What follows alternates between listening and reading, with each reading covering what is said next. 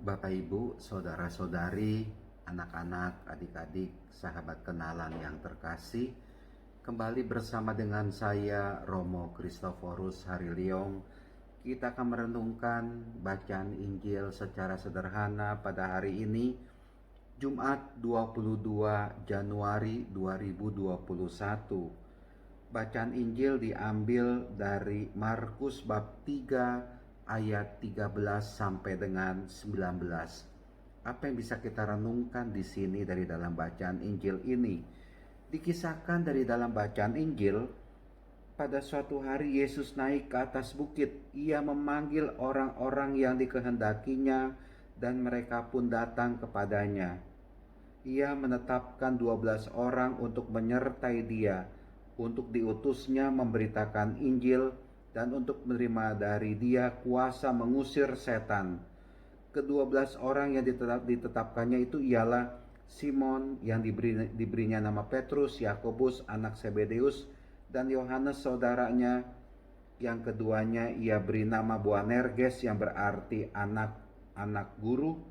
Selanjutnya Andreas, Filipus, Bartolomeus, Matius, Thomas, Yakobus anak Alfeus, Tadeus, Simon orang Selot, dan Yudas Iskariot yang mengkhianati dia. Bapak Ibu, cukupkah ketika kita membaca bacaan Injil ini 12 orang saja yang dipilih oleh Tuhan Yesus? Mari kita mempunyai imajinasi, katakanlah, tapi imajinasi rohani dalam arti begini. Ya, Tuhan Yesus sudah menetapkan 12 orang itu. Tapi menurut saya baik yang kita lakukan itu apa? Kita tambah nama kita. Tambahlah nama Anda. Bahwa Tuhan Yesus pun memilih Anda, menetapkan Anda untuk menjadi pengikutnya. Dan Anda dicintai, dikasihi oleh Tuhan Yesus.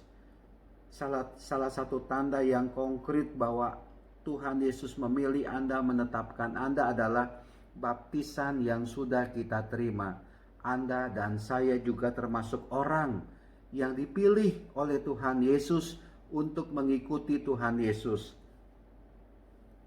Dan ini membuat kita bersukacita ada bersama dengan Tuhan Yesus. Betapa kita juga diperhatikan, Anda diperhatikan oleh Tuhan Yesus sampai Tuhan Yesus sendiri benar memilih Anda menjadi muridnya, menjadi pengikutnya. Dan setelah kita menjadi pengikut Kristus, apa yang mesti kita lakukan? Saya pikir ada dalam bacaan Injil ini tadi. Saya akan ulangi lagi. Pada suatu hari Yesus naik ke atas bukit. Ia memanggil orang-orang yang dikehendakinya, dan mereka pun datang kepadanya, datang kepada Yesus, datang kepada Tuhan Yesus. Kita adalah orang-orang yang sudah dipilih oleh Tuhan Yesus. Lewat baptisan tadi yang nyata, kita menjadi anak-anak, menjadi putra-putri kesayangan dari Tuhan. Tapi mari kita lihat, setelah kita ini menyatakan diri menjadi pengikut Kristus, sudah dibaptis, apakah Anda selalu mau datang kepada Tuhan Yesus? Saya sudah datang belum kepada Tuhan Yesus? Saya sudah dekat belum dengan Tuhan Yesus? Saya sudah berada di dalam tangan Tuhan Yesus atau belum? Atau setidaknya Tuhan Yesus itu ada di dalam hati saya atau belum? Saya sudah mengikuti Tuhan Yesus atau belum? Ini yang mesti kita renungkan. Kemudian kita bisa bertanya lagi, saya sudah setia belum menjadi pengikut Kristus? Setia, ya. Karena masalah setia ini bukan sesuatu yang mudah.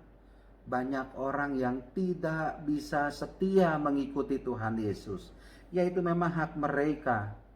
Tetapi mari kita yang sudah dipilih, kita yang sudah dipilih menjadi pengikutnya, mari kita mau setia, mau tetap datang kepada Tuhan Yesus.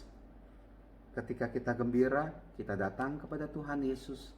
Ketika kita susah, ketika kita sakit, ketika kita menderita, kita juga mau datang kepada Tuhan Yesus. Artinya apa?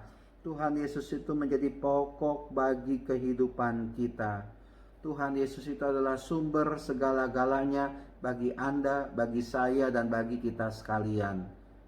Biarlah kita yang sudah dipegang oleh Tuhan Yesus tetap mengikuti Tuhan Yesus, supaya kita mengalami keselamatan dari Tuhan Yesus. Karena saya pribadi percaya di dalam Tuhan Yesus, keselamatan dari Allah itu sungguh nyata dalam kehidupan saya. Dan keselamatan dari Allah itu juga terjadi, sungguh-sungguh terjadi dalam pribadi Tuhan Yesus.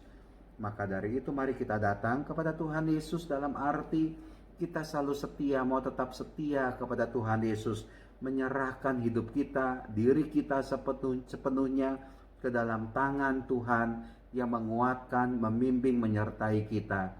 Tuhan memberkati, Tuhan menguatkan, Tuhan membimbing kita sekalian. Amin.